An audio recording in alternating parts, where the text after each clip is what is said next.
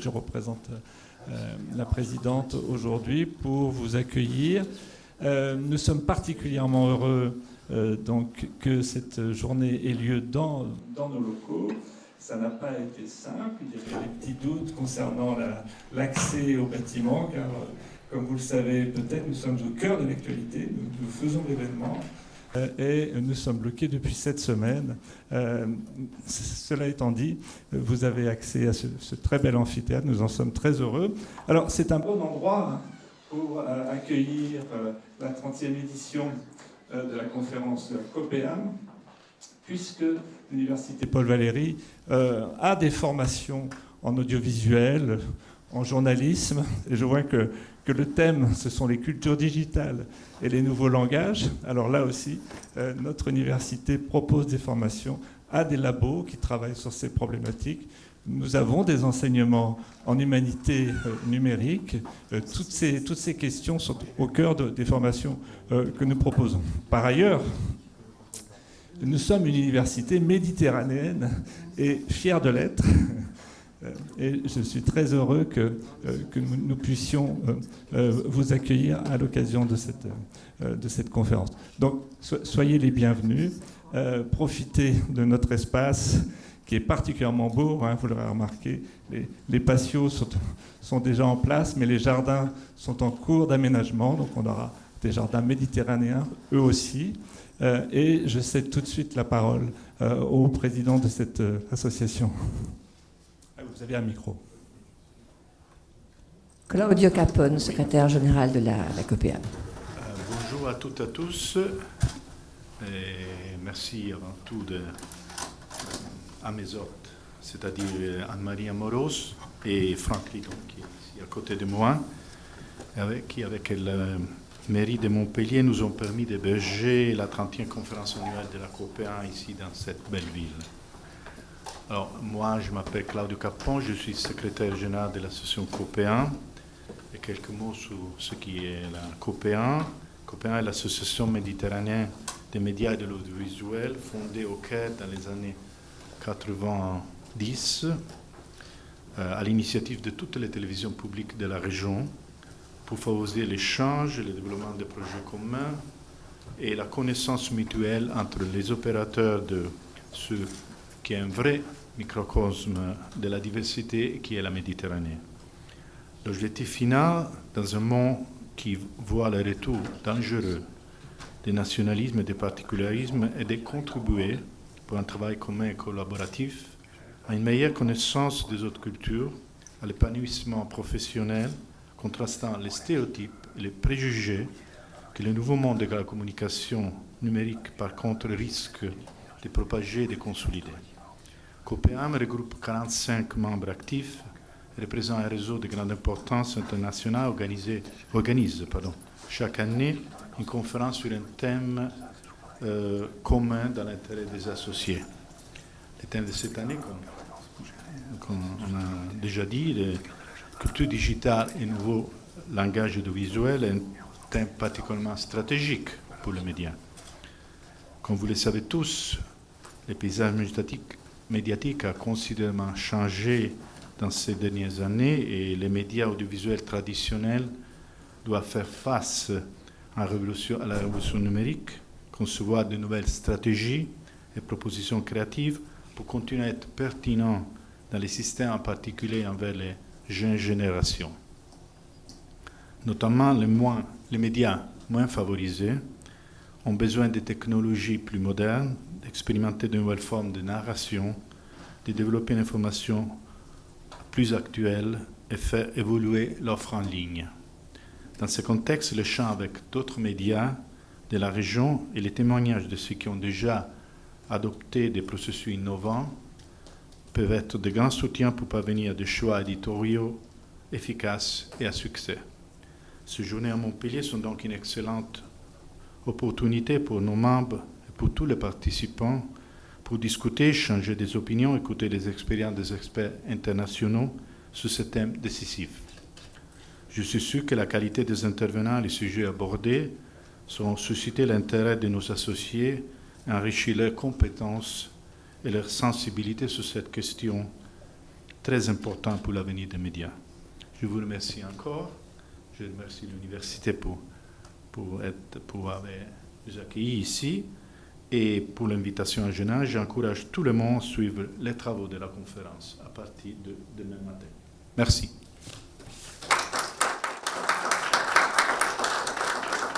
Merci, Monsieur le secrétaire général de la COPEAM. Je suis la directrice de France Bleu Héros. Je vais associer les remerciements et une grande fierté d'organiser cette conférence annuelle permanente des médias audiovisuels services publics de la Méditerranée ici à Montpellier. C'est un honneur pour nous de l'organiser. Merci donc à la COPEAM, à ses équipes. Merci à l'université. C'est une première pour nous, Montpellier 3, de travailler ensemble. J'espère que ça augure d'autres partenariats pour la suite. Notamment, comme vous l'avez cité, à travers les différentes formations et la Méditerranée et la radio de service public de proximité. Et puis merci à la métropole ville de Montpellier, sans laquelle nous n'aurions pas pu organiser toutes ces journées jusqu'à vendredi. Cette matinée va se dérouler en 2 temps. Une première table ronde, société civile, médias et pouvoirs publics, les démocraties de la Méditerranée. Un deuxième temps avec une masterclass avec Éric Vanmire, le secrétaire général de l'information de Radio France. Mais tout de suite, Franck Lidon, c'est vous qui modérez cette table ronde. Vous êtes le directeur des affaires méditerranéennes de Radio France. C'est à vous. Merci. Merci à vous. Est-ce que vous m'entendez? Et sans micro aussi, ça va comme ça? Alors écoutez, c'est magnifique. Pour la captation, c'est mieux. Ah, pour le captation, c'est mieux, me dit. Mais j'ai pas l'impression que ça fait. Alors voilà, je m'en suis là. 1, 2. Ah, c'est mieux comme ça, non? Merci. On va essayer d'animer. Quand je dis on va essayer d'animer, c'est ensemble, au fond, cette table ronde. J'ai prévu aussi que vous puissiez, pour ne pas vous frustrer, pouvoir poser des questions. C'est-à-dire qu'on va essayer de maintenir un timing, si vous en êtes d'accord, d'une demi-heure, 3/4 d'heure, et puis ensuite un quart d'heure d'échange. Parce que si en Méditerranée, on n'échange pas, ce ne serait pas à notre place. Et on va essayer simplement, j'allais dire, d'articuler, nos cerveaux, notre matière grise, pour essayer de se poser plein de questions. Alors, j'ai de la chance parce qu'on a beaucoup travaillé quasiment avec l'ensemble des intervenants. On a déjà bien avancé sur ces sujets qui nous intéressent tout particulièrement, et surtout le sens des mots. Alors, société civile, médias, pouvoir public, les démocraties en Méditerranée. On reviendra certainement sur la notion de la démocratie en général. Pour animer avec moi, on va commencer par Odile Moreau. Odile Moreau, elle est historienne, maître de conférences en histoire moderne, contemporaine, université ici même. Vous êtes chez vous, en fait, en réalité. Bienvenue. Passionnée par la Tunisie, mais pas que. Passionnée par la Turquie, mais pas que. Passionnée par la Méditerranée, mais pas que non plus. Donc, on aura l'occasion d'échanger sur vos différents parcours et investissements au sein du bassin méditerranéen. Fatia El-Anaoui, directrice de Radio 2M. Nous, on est fait pour se rencontrer depuis des années et enfin on se voit pour de vrai. Voilà, on a travaillé ensemble sur une émission qui s'appelle Les Médzés en Méditerranée avec la fondation. Je cherche le nom de la fondation. Al-Anin, pardon, exactement, avec ce rendez-vous qui se veut aussi des grands témoins, du bassin méditerranéen. Et puis, nous avons aussi Mohamed Djoulem, qui est maître de conférence. Il est ici aussi chez lui. Ça a été le parcours bien, impeccable? C'était pas trop long pour venir jusque-là. Et passionné aussi de Méditerranée. Il sera d'ailleurs prochainement, pour ceux qui seront à Marrakech, pour une conférence, justement, j'allais dire, sur le verbe. Mais on aura l'occasion d'en reparler. J'ai retenu surtout sur la notion du verbe. Première question, donc sur les sociétés civiles, médias et pouvoirs. On va commencer par ce qui est l'actualité, c'est-à-dire l'utilisation massive en fait, des espaces numériques qui constituent ou pas une menace pour la démocratie et une atteinte sur la souveraineté des États. Alors c'est une question un peu lourde, bien évidemment, mais j'ai envie de dire qu'on pourrait commencer tout simplement par le commencement. Est-ce que le numérique, en fait, aujourd'hui, est un outil valorisant ou pas, à votre avis? Alors peut-être que je vais commencer par poser la question à Odile Moreau. C'est un vaste sujet, prenez l'angle que vous souhaitez, c'est l'essentiel. Oui, merci, effectivement, c'est un vaste sujet. Vous m'entendez bien? Oui? Ça va? Ça fonctionne ou... D'accord, pardon. Bien oui, effectivement, c'est un vaste sujet. Donc déjà, cette problématique très large autour de la démocratie et des médias. Donc là, la question que vous posez, c'est autour des usages du numérique. Merci. C'est mieux? Voilà, oui. Donc peut-être un point de vue du local, quoi. D'abord, justement, bon, vous parliez là, du terrain de la Tunisie. Bon, par exemple, en Tunisie, je pense que si vous posez la question à droite et à gauche à différentes personnes, ils vont vous dire « Ah, mais c'est absolument indispensable » parce que lors justement de la révolution là, des printemps arabes, ça a été un moyen de s'informer. Et encore, il y a des gens, par exemple, qui disent « Mais finalement... On fait plutôt confiance justement à des médias qui sont un petit peu plus, un petit peu moins officiels, ou toujours par rapport à tous ces médias privés aussi qui ont émergé dans l'après-révolution et qui font que en fait il y a quand même donc, des liens aussi assez étroits entre des milieux politiques, parfois donc un point un petit peu pesant sur l'information, la liberté d'information. Et je pense que les gens sont très attachés justement à ces nouveaux médias, à la fois en tant que tels, mais ça va plus loin par rapport à des usages qu'on peut avoir ici, au nord de la Méditerranée, parce que en fait, c'est quand même associé à un moment clé de l'ouverture justement de la liberté d'expression lors des printemps arabes. Le numérique marquant, mais le numérique, c'est aussi, évidemment, d'un côté, ceux qui fabriquent et qui ne sont pas spécialement... Enfin, on a tout. On va tout de suite, au bout de nos lèvres, c'est la notion de fake news aussi qui arrive. D'information. Qu'est-ce que l'information dans le numérique? Enfin, on a des journalistes dans cette salle. Il y a aussi cette question de fond. Et puis celui qui reçoit. Celui qui reçoit, on voit aussi cette déviance à l'heure actuelle où on ne s'intéresse pas spécialement à une information globale, mais à l'instant T. Et on va se dire, tiens, c'est ça m'intéresse. On le voit par exemple, ne serait-ce que par rapport à des personnes ou des situations qui individualisent les choses plutôt qu'un regard politique, global et géopolitique. Vous voulez peut-être réagir ? Oui, je vais prendre celui-là. Bonjour à tous. Oui, j'aimerais réagir parce que je pense que vous avez fait référence à la démocratisation, elle est importante. Pour moi, en fait, l'espace numérique est l'espace de démocratisation par excellence. Pourquoi ? Alors, je vais me permettre juste de faire une différence entre réseaux sociaux et médias numériques. Il est évident qu'aujourd'hui, le digital est un espace de débat public. D'ici à dire que c'est un média, on ne peut pas le dire, parce que là, Franck, vous venez de faire une précision très importante avec les fake news. Aujourd'hui, les journalistes perdent beaucoup plus de temps à vérifier une information qu'à la donner. Pourquoi ? Parce que sur l'espace digital, et c'est un événement, un bouleversement pour l'ensemble des médias. Moi, je vais citer l'exemple du Maroc, d'où je viens. Donc, Radio 2M fait partie du groupe audiovisuel 2M, télévision. Et nous, on se sert beaucoup du digital. C'est une transformation, un bouleversement, une révolution absolue pour nous, qui nous remet en question dans notre propre métier. Vous parlez du printemps arabe en Tunisie.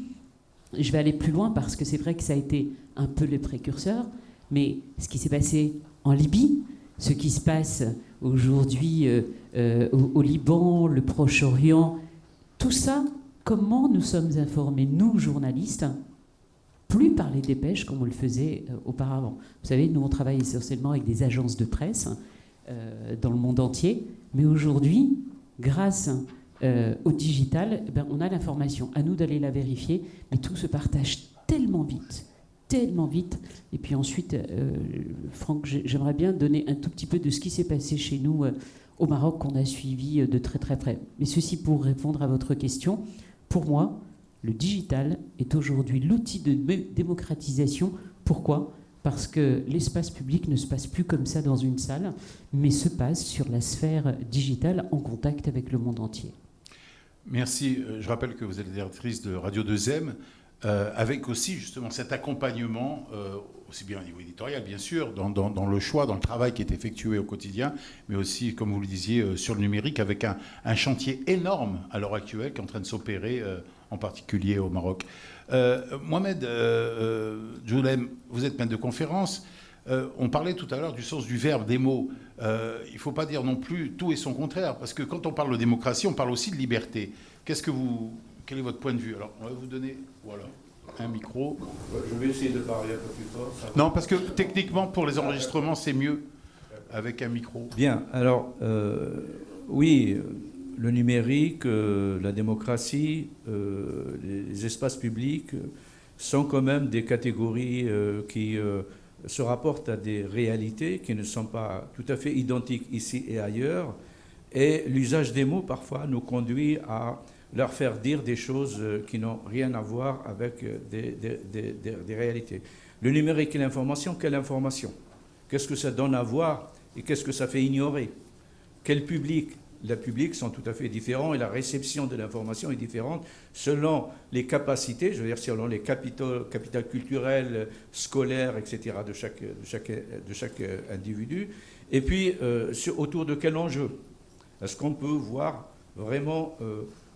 par exemple, tout ce qui concerne les compromis qui sont constitués face à un problème donné, les connivences qui sont organisées, l'usage qui en est fait par les uns et par les autres, ça évidemment, ça pose tout à fait des questions fondamentales. Quant à dire que le numérique participe à la démocratisation, je pense aussi que le mot démocratie mérite d'être discuté. Et je dirais que la démocratie n'est pas simplement un problème du Sud, c'est aussi un problème du Nord.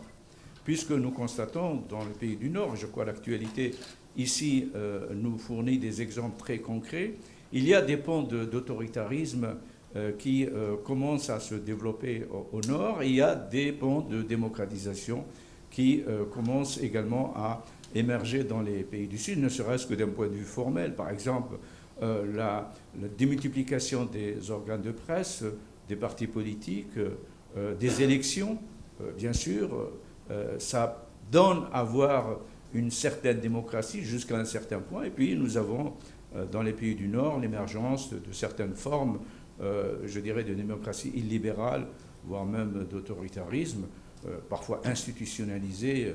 On pourrait voir le cas de la Grèce, par exemple, le cas de la gestion de la dette, que malgré des élections, l'Union européenne, la Troïka a imposé un régime de traitement de la dette de type autoritaire. On peut voir ici même le recours au 49.3, par exemple, qui est une forme évidemment de mépris du Parlement, d'impérialisme de l'exécutif sur le législatif, avec la complicité du Conseil constitutionnel. On peut voir aussi en Espagne avec la montée en puissance de Vox, le parti, et puis de l'Italie. Donc, dire que ça participe à la démocratisation, je suis un peu sceptique, dans la mesure où la démocratie, ce n'est pas simplement l'accès à l'information, la démocratie aussi, c'est des mécanismes d'accès au pouvoir. Et je dirais, si c'est une démocratisation, pour ma part, c'est une démocratisation, ou si j'ose dire, une démocratie sans démos. Voilà. Le démos est complètement laissé de côté. Et la démocratie renvoie quand même à des questions, à des enjeux fondamentaux, notamment en ce qui concerne à la fois l'extraction et l'allocation des ressources. Et l'information ne participe pas, quelle que soit sa qualité, à la remise en cause justement des mécanismes, des règles, des procédures d'extraction et d'allocation des ressources. Donc il faut aller voir profondément comment les systèmes politiques, les systèmes institutionnels sont gérés, à la fois l'aspect formel et l'aspect informel. Parce que tout ne se dit pas. Et justement, l'essentiel qui devait être dit n'est pas toujours présent dans les informations auxquelles on a accès. Mais parce qu'il y a des informations, l'information est une source de pouvoir. Qui détient l'information détient le pouvoir. Et ce n'est pas un hasard si les informations sont catégorisées, information générale, information secrète, information confidentielle, très confidentielle, etc., etc. Donc il faut passer par d'autres biais pour avoir effectivement accès à ce qui peut nous éclairer sur le mode de fonctionnement de ces régimes. Mohamed Joulem, vous êtes en train de dire en fait que ça peut être une forme de manipulation pour l'opinion publique. Et donc, tout à l'heure, je disais, société civile et la société civile, l'opinion publique, le public, c'est la société civile. Oui, il peut y avoir effectivement des stratégies de production d'informations qui conduisent à produire de l'ignorance. C'est bien connu aujourd'hui des travaux aux États-Unis qui sont même à l'origine de la création d'une discipline qui s'appelle la newtologie. Si vous prenez par exemple dans le domaine de l'environnement, vous avez effectivement des ONG financées par des grandes multinationales qui cherchent à montrer que justement ces multinationales s'occupent des questions environnementales. Il faut voir la COP qui s'est déroulée à Glasgow il y a 2 ans, celle qui s'est déroulée récemment en Égypte, où vous trouvez des qui financent tout un ensemble d'opérations pour laisser croire que vous prenez dans le domaine pharmaceutique, par exemple, tout ce qu'on appelle les experts qui laissent leur casquette d'universitaire et prennent la casquette de conseiller d'entreprise. L'information est un enjeu de pouvoir essentiel et elle ne peut pas être laissée à quelques acteurs pour diffuser ce qui est essentiel. Ça, il y a un enjeu effectivement je ne dis pas que toute l'information conduit à la manipulation, mais il y a des stratégies de production de l'information par rapport à un type de finalité. Et donc, de ce point de vue-là, effectivement, il peut y avoir à la fois, je dirais, des États qui ont des politiques d'information par rapport à leurs objectifs. Il peut y avoir effectivement des organisations d'opposition, il peut y avoir des associations, il peut y avoir la société civile. Il n'y a pas un accord commun sur ce que devait être le contenu de l'information. Odile Moreau, un cas concret. On est à la sortie des événements que nous avons vécus de ce printemps tunisien. Je voudrais vraiment insister sur le printemps tunisien. À l'issue de ce printemps tunisien, l'idée, c'était de revenir vers cette notion de démocratie. Et d'ailleurs, ça avait été des sujets qu'à l'époque, nous avions abordés sur la notion de la démocratie à la sortie de ce printemps. Vous y étiez, vous avez accompagné à cette période-là, donc en Tunisie, ces mouvements, cette reconstruction. Par rapport à ce qui vient d'être dit, comment vous percevez, au fond, cette notion ensuite de reconstruction ? Alors bien sûr, l'information, c'est toujours un enjeu crucial et il me semble que ce qui est aussi important, c'est de voir la possibilité d'avoir des sources plurielles d'expression d'information et pas seulement au niveau donc officiel. Alors dans le cas de la Tunisie, à l'époque de Ben Ali, c'était vraiment très cadré, c'est presque un euphémisme, mais donc de manière classique, donc comme lors de la plupart des révolutions, ensuite il y a un phénomène d'ouverture qui ouvre un champ des possibles extrêmement large, et puis dans une phase ultérieure viennent ensuite des cadrages, oui, c'est pas non plus quelque chose qui est acquis d'un coup tout le temps. Il y a toujours eu après ces effets de rétropédalage en quelque sorte, avec reprise justement là, du pouvoir, etc.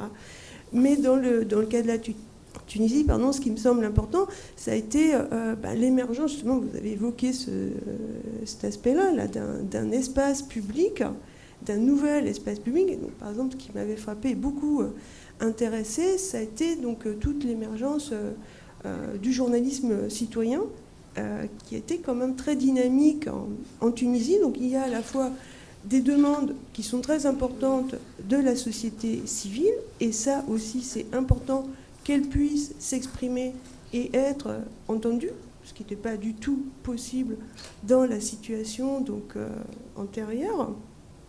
Et puis donc concrètement, qu'est-ce que ça va donner ? Il va y avoir un certain nombre aussi de médias associatifs qui vont pouvoir se mettre à exister. Donc en Tunisie, ça a été plus particulièrement le cas en ce qui concerne là, les radios, quoi.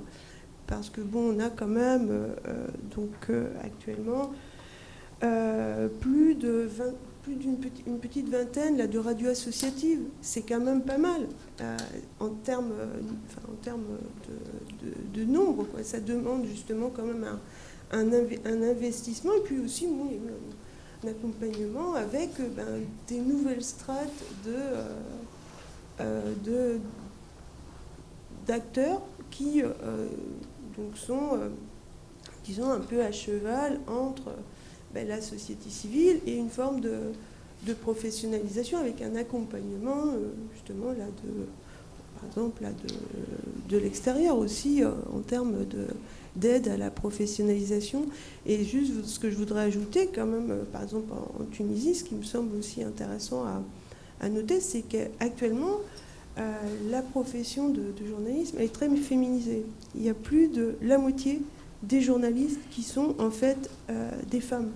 Donc ça aussi, c'est quand même aussi quelque chose qui a changé et qui montre aussi d'autres voix, c'est-à-dire pas uniquement des voix masculines qui s'expriment et qui vont aussi donc pouvoir faire évoluer là, les points de vue, donc là en termes de questions genre, famille, etc., tout ça. Mais et puis bon, ce qui concerne là, juste un dernier mot, les radios associatives et tout ce tissu associatif, il est présent sur l'ensemble du territoire.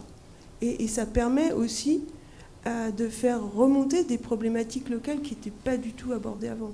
Et donc ça, c'est quand même une avancée, quoi, en termes de demande du local, des populations locales, et de débattre de questions et d'informations qui les concernent, même si justement, donc, auparavant, c'était un petit peu...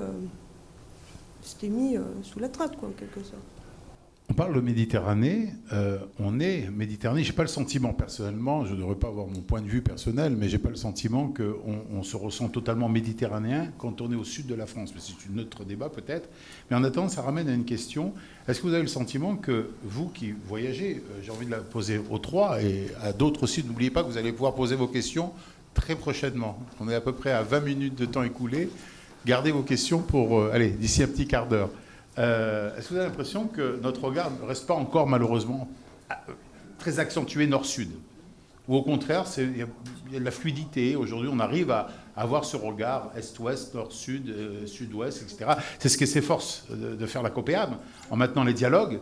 Mais j'ai le sentiment qu'on ne se sent pas peut-être suffisamment méditerranéen. Or qu'on le disait tout à l'heure, il y a quand même une identité commune méditerranéenne. Elle crée cette identité commune. Qu'est-ce que vous en pensez?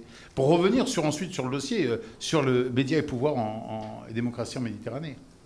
On est acteur. Il me semble que la Tunisie, de ce point de vue-là, elle a peut-être une position particulière, parce qu'en fait, depuis les années 1830, et là, vous voyez, c'est l'historienne qui reprend ces années, mais du point de vue, donc, non seulement du journalisme, mais de la communication, en quelque sorte, donc la Tunisie, elle se situait dans ce que donc une collègue, Julia Clancy-Smith, a appelé là, le corridor méditerranéen, et donc avec des contacts étroits avec le Moyen-Orient, donc le Maghreb occidental, et aussi justement l'Italie, la France, etc. Bon, c'était la globalisation de l'époque. Et je pense qu'en Tunisie, il y a quand même un réseau qui est très dense. Évidemment, de notre point de vue, on va toujours être plutôt dans des relations bilatérales. Mais là, on est plus donc, dans des dimensions peut-être pas nommées comme méditerranéennes, mais qui englobent aussi justement l'espace africain, quoi, ou du moins le nord de l'Afrique, quoi. C'est un petit peu aussi, je pense, après la Révolution, c'est la Tunisie et le monde, quoi.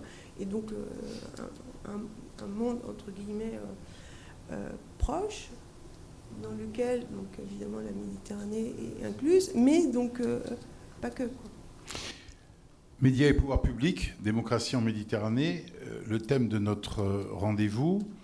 On a abordé, survolé les printemps arabes. J'ai l'impression que ce sont des mots sur lesquels quand on a le sentiment de vouloir développer géopolitiquement ce que sont les printemps et ce qu'étaient les printemps arabes. Il s'est passé quelque chose, et je voudrais vraiment que Fathia nous parle de ce qui s'est passé il y a quelques mois de cela. où l'opinion, le peuple, les peuples, la société civile a pris la parole d'une manière totalement différente sur l'ensemble du bassin méditerranéen et sur l'ensemble de l'Afrique et sur l'ensemble du monde en général. C'est ce qu'on appelle les rues africaines, les rues arabes, c'est-à-dire, à mon sens, ils ont balayé d'un revers de manche, alors c'est peut-être violent ce que je vais dire, mais les révolutions arabes, dans le sens où ça a été entendu et écouté dans le monde entier. Est-ce que... Vous parlez bien évidemment de la Coupe du Monde. Absolument. Voilà. Ben oui. Ben oui. Moi, je suis pas une fouteuse, mais alors pas non plus. Du tout, ni devant l'écran, et j'ai jamais assisté à un match de ma vie. Mais vous avez raison. On s'est pris la claque du siècle. La claque du siècle, pourquoi ? Parce que, je vais l'appeler comme ça, mais en tant que Marocaine, j'ai le droit de le faire. On s'est pris une claque parce que le petit Pousset est arrivé là où personne ne l'attendait. Cette équipe marocaine, des jeunes, qui n'étaient pas pour certains de grands joueurs internationaux, du tout, n'étaient pas attendus. On se disait que le Maroc n'irait pas très très loin. Et d'un seul coup, ces gamins, parce qu'on les a tous adoptés comme nos enfants, quelque part, passent une étape, une deuxième. Et là, on s'aperçoit de quelque chose d'absolument extraordinaire qui se fait au départ à l'échelle surtout africaine, puisque tout de suite, ils revendiquent cette identité africaine. Mais ce qui va se passer, et ça, c'est la force du digital, encore une fois, cet espace public qui, pour moi, est absolument extraordinaire à observer. Des images nous parviennent de camps de réfugiés kurdes qui lèvent le drapeau marocain parce que ces jeunes sont arrivés là où personne ne les attendait. Et ils arrivent en fait à véhiculer une vague d'espoir gigantesque. On voit des camps de réfugiés absolument partout. Mais ça devient très vite planétaire, comme si ils devenaient un petit peu la voix des opprimés quelque part.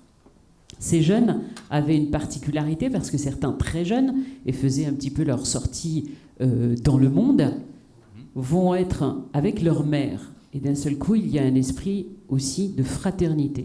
Et là, nous, ce qui nous a beaucoup plus bouleversés, on voit une famille ukrainienne dans un sous-sol qui, pareil, qui parle de ces jeunes. Et là, on s'est dit, mais qu'est-ce qui se passe ? Qu'est-ce qu'il s'est passé ?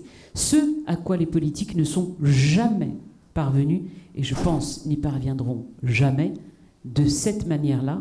Quand on parle de la force de la rue, elle est là. Alors la force de la rue, on en parle le plus souvent, malheureusement, nous journalistes, quand ça ne va pas, en temps de guerre, en temps de manifestation. On parlait du printemps arabe, de ce qui s'est passé en Tunisie, où il y avait quand même de la violence extrême.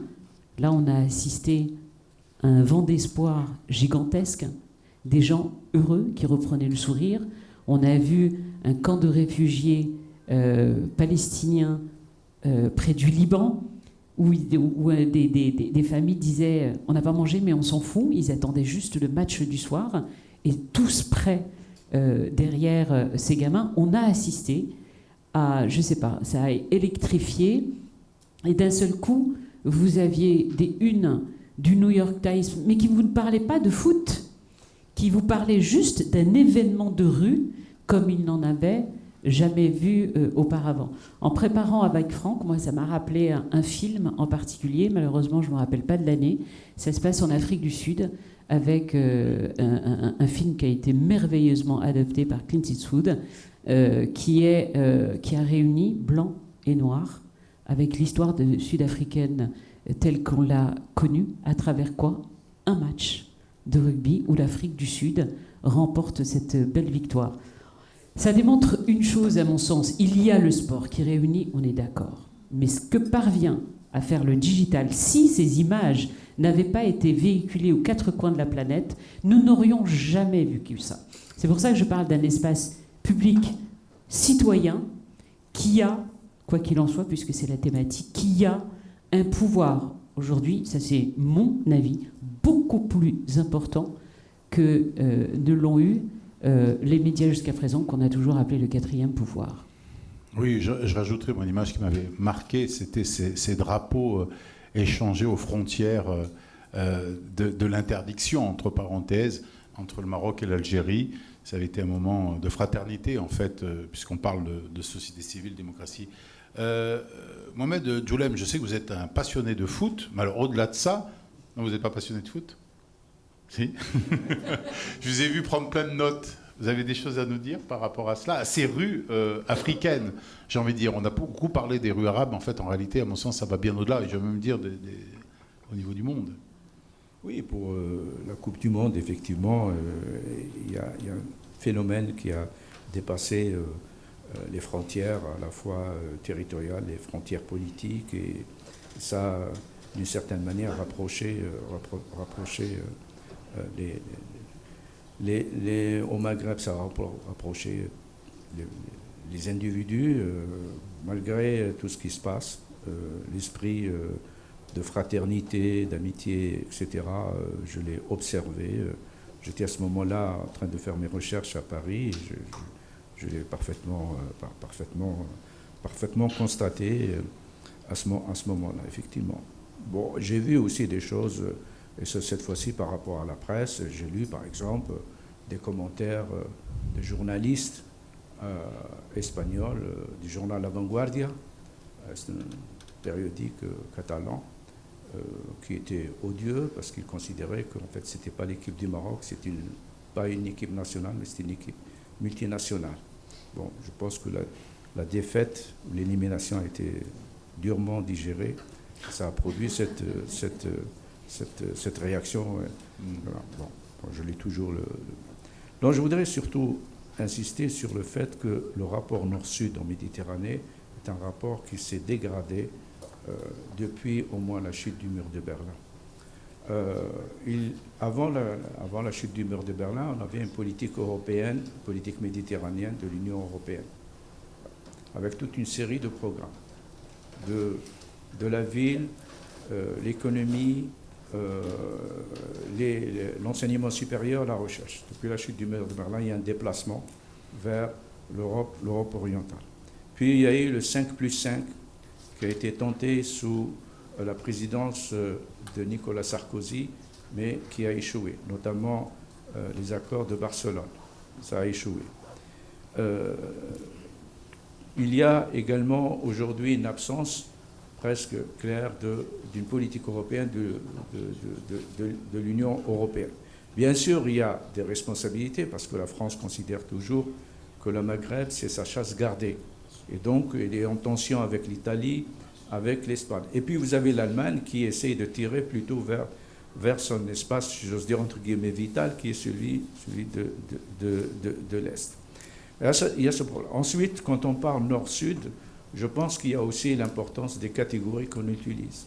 Malheureusement, jusqu'à présent, ce sont toujours les catégories occidentales qui sont mobilisées pour regarder ce qui se passe au sud et pour décrire le sud.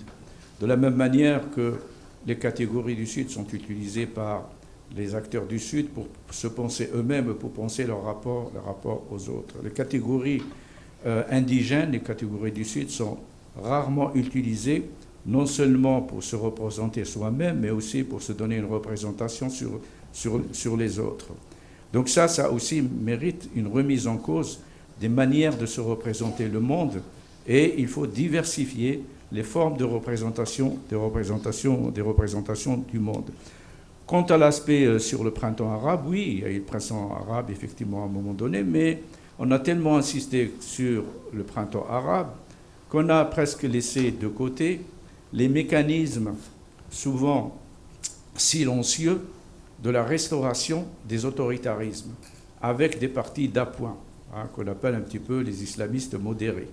Ça, on voit aujourd'hui comment effectivement ces formes d'autoritarisme se sont renforcées et commencent à marginaliser à la fois aussi bien la mouvance radicale islamiste, mais également les mouvements qui étaient porteurs justement de ces possibilités de démocratisation. On le constate aussi bien en Algérie, au Maroc, en Tunisie. Les événements récents qui ont eu lieu en Tunisie l'attestent très bien. Et puis il y a un autre aspect dont on parle très peu. Bon, c'est vrai que c'est discutable, mais on peut l'observer de manière empirique sur le terrain.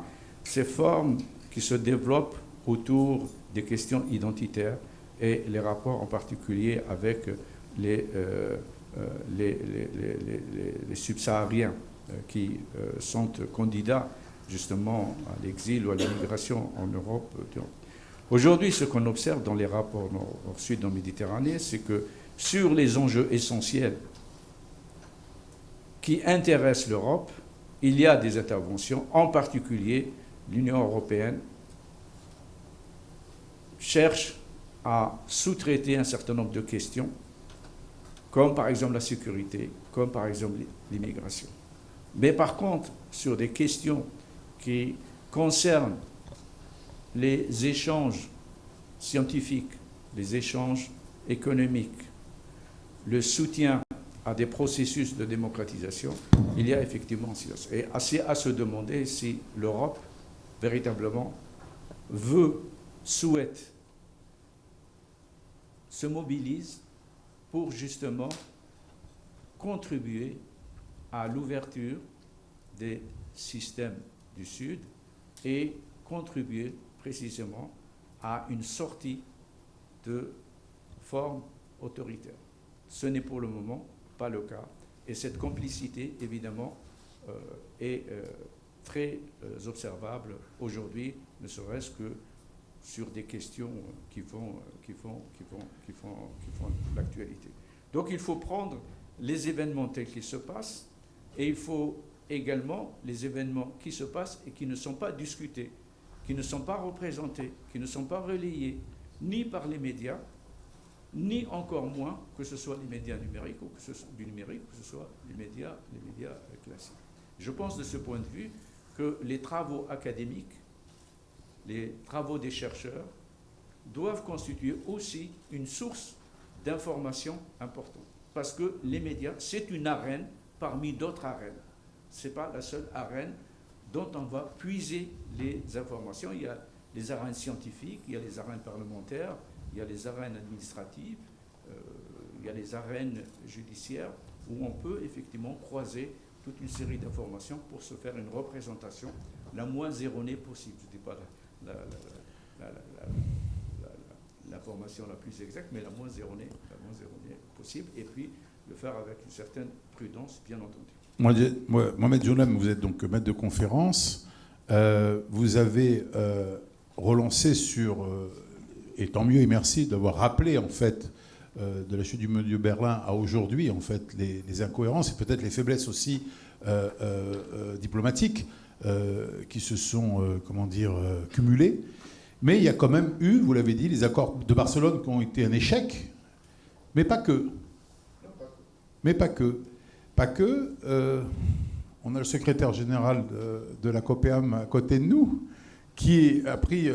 Alors, pour rappel, Claudio Capone était secrétaire général de la radio et de la télévision, la RAI, et il a vécu, en fait, ce moment-là, puisqu'aujourd'hui, c'est aussi la COPEAM une représentation de ce moment difficile et de maintenir, justement, ce dialogue entre les pays méditerranéens. Bien, oui. Je partage beaucoup de ce qui a été dit par rapport à l'affaiblissement des relations et de l'idée même de coopération. Mais ce n'est pas franchement seulement la Méditerranée. Je dirais aussi en Europe en général. Et je parlais avant, je dis, un monde qui voit le retour des nationalismes et des particularismes. C'est ça une tendance générale, même de l'Occident, pas seulement de la relation Nord-Sud. Et donc, dans ce contexte, nous avons des soucis aussi, parce qu'on a vu ce qui s'est passé et les difficultés. Et aussi, il y a des raisons économiques. Franchement, on a moins d'investissement, moins de capacité d'investissement, même du Nord, par rapport à des activités de coopération, à cette idée d'investissement pour le futur. Et on le voit pas seulement encore dans la relation Nord-Sud, on le voit dans nos sociétés, dans l'investissement social des États dans la société, qui, je ne parle pas de la France, mais je parle de l'Italie que je connais, et donc il y a des questions. Et il y a des changements politiques importants dans les dernières années, très récemment, en Italie et en Suède, en Finlande et n'importe où. Donc ça, c'est le contexte.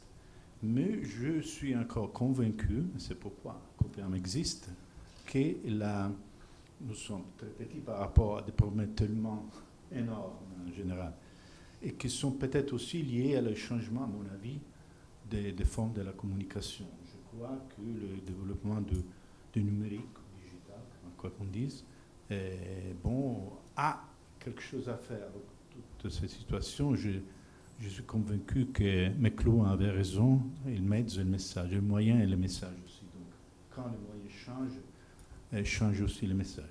Mais encore, je suis convaincu que si on travaille ensemble, c'est-à-dire l'expérience même personnelle, de travailler ensemble sur un projet commun, que ce soit une coproduction, que ce soit un workshop, que ce soit un webinaire, est utile. Je l'ai vu dans notre expérience personnelle qui, dans les années, a impliqué des centaines de pas seulement de journalistes, mais des opérateurs, même des techniciens, est aussi important pour que cette barrière de préjugés ou d'ignorance réciproque puisse quand même affaiblir et comprendre les autres cultures. Parce que c'est ça la question. La question est la question de compréhension des cultures différentes et des points de vue différents qui ont, quelquefois on ne comprend pas, mais qui ont légitimé d'exister.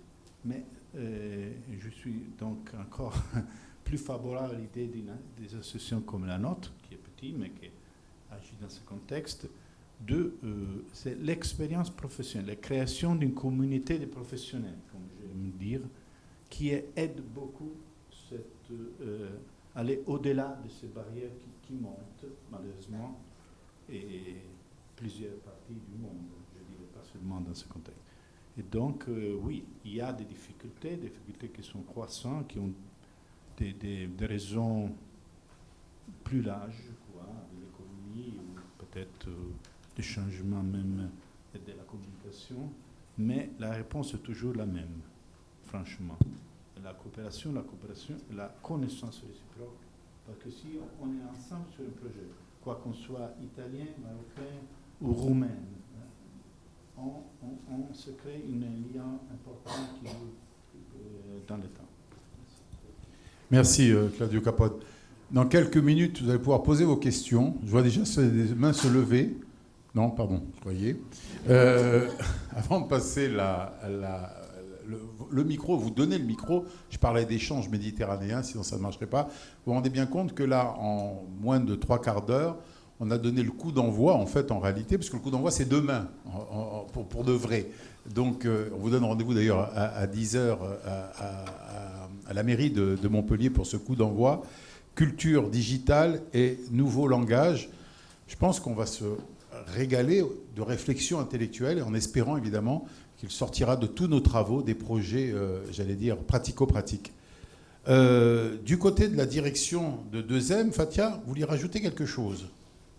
Oui, en fait, comme nous avons la chance d'avoir le secrétaire général de la COPEAM, moi j'aimerais juste remercier la COPEAM, mais vraiment, sincèrement et du fond du cœur. Je vais vous dire pourquoi. Je participe, et j'en suis très heureuse, à de nombreuses rencontres un peu partout dans le monde, beaucoup en Afrique, mais également en Europe. Et je crois que vous êtes arrivés à créer quelque chose d'extraordinaire au sein de la COPEAM. Moi, ça ne fait que la 2e ou 3e fois, Guillaume me corrigera, que je participe. Pourquoi ? Parce que vous êtes arrivés à créer des passerelles entre les pays avec des journalistes. Alors, il existe des associations de journalistes pour parler de journalisme.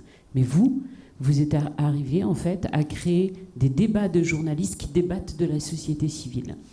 À Matera, dont je parlais tout à l'heure avec Franck, on a eu un débat enflammé avec un journaliste italien sur l'immigration. Et j'ai appris beaucoup de choses. Pourquoi ? Parce qu'on parle de l'immigration, et vous savez ce qui se passe au sein du bassin méditerranéen. On parle beaucoup de choses, nous journalistes. Mais moi, je ne connaissais pas la réalité du terrain puisque je n'y suis pas. Il m'a tout appris. Je suis rentrée, on en a discuté. Idem pour la journaliste, les 2 journalistes du Liban qui étaient présents. Donc oui, on parle de la guerre civile, on parle du drame humain, mais elle m'a raconté son vécu à elle et comment elle travaillait en tant que journaliste. Et je voulais vous remercier parce que c'est vous qui l'avez permis, au sein de la COPEAM, de réunir des journalistes pour parler d'autre chose que de leur travail habituel, comme on le fait au sein des conférences habituelles. Et quand vous parlez de passerelle et de partage, En fait, c'est au cœur même de ce que vous faites avec cette organisation. C'est juste de nous connaître les uns et les autres un peu mieux. Et peut-être que ça ira au-delà du bassin méditerranéen un jour, Inch'Allah, comme on dit chez moi au Maroc, que ça le permettra. Mais nous, déjà, en tant que...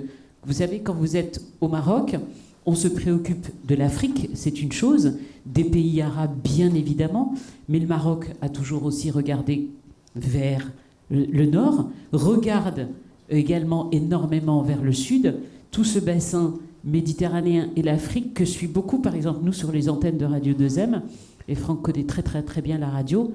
La radio est un média, vous parliez, madame, des radios associatives et des femmes, et vous avez tellement raison.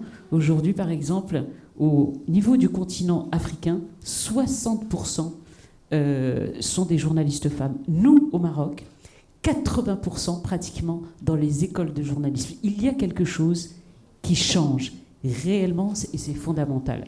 Donc au niveau de la COPEAM, je me suis aperçue également qu'il y avait une belle représentation féminine. Ce qu'il n'y avait pas auparavant. On voyait, ouais, je suis désolée, je suis une femme, donc je suis obligée de le dire, mais il y avait quand même beaucoup d'hommes. Aujourd'hui, vous êtes arrivés à avoir une belle représentativité. Et voilà, je voulais saisir l'occasion pour vous dire tout simplement merci.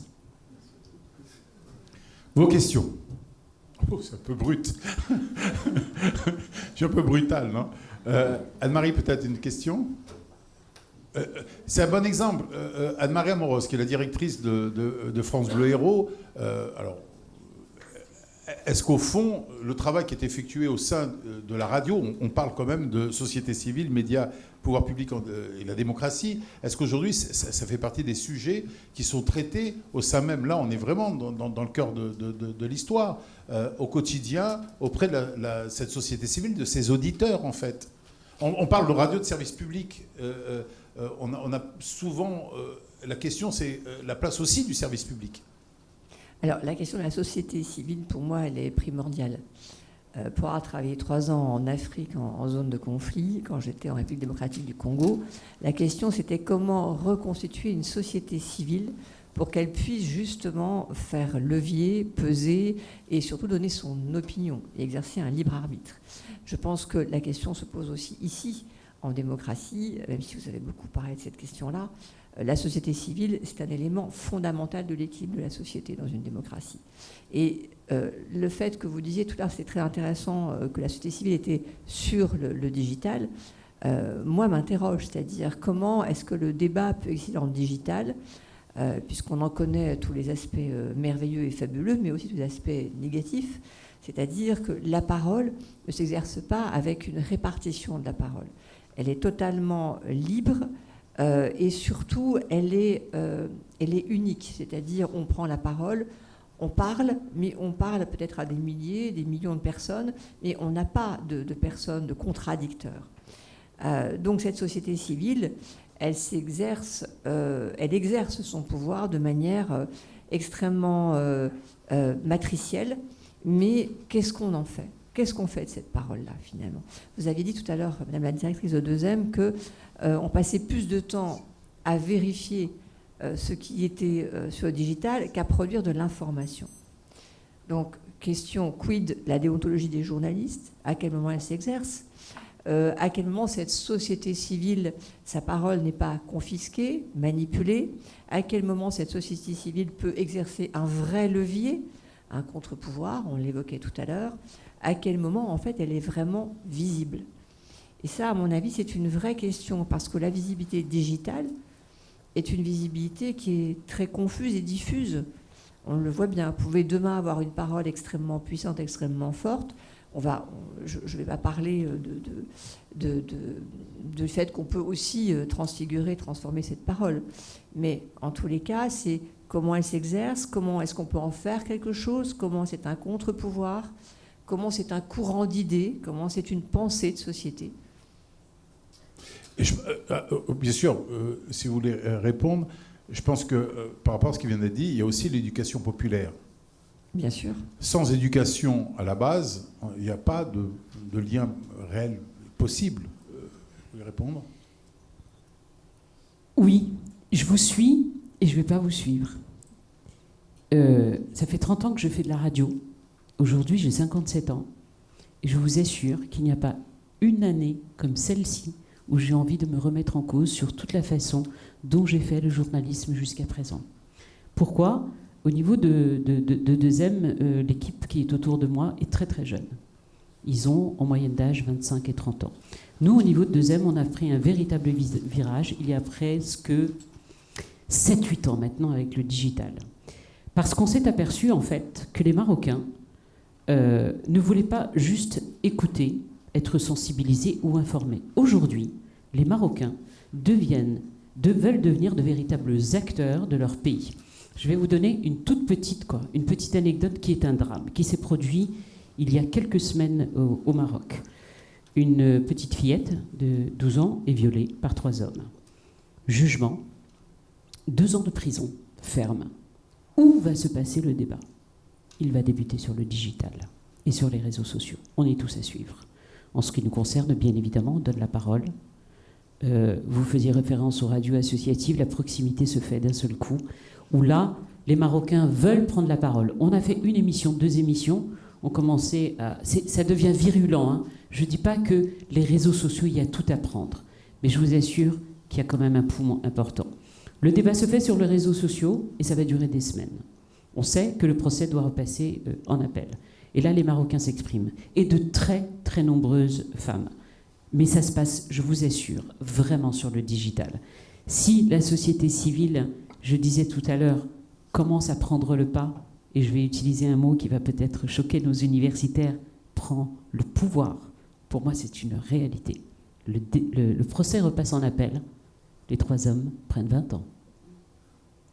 Si ça, c'est pas quand même un exemple d'une mobilisation citoyenne, voilà, je ne le dis pas pour tout, mais aujourd'hui, et je sais que nous sommes au sein d'une université, je suis aujourd'hui persuadée que nous, journalistes, nous, médias, nous devons de travailler peut-être différemment et peut-être être au plus proche de ce qui se passe sur ce monde virtuel qu'on s'est quand même pris en pleine face il y a 10 ans. Merci pour j'ai envie de dire, ce mot de la fin encourageant. Mot de la fin pour vous ? Moi, quand j'entends société civile, je me pose des questions. À quoi ça renvoie ? Est-ce que c'est... Et dans quel contexte ? Société civile, ça a pris une ampleur très importante à partir de la crise des projets, des mouvements de libération des pays au Maghreb en tout cas.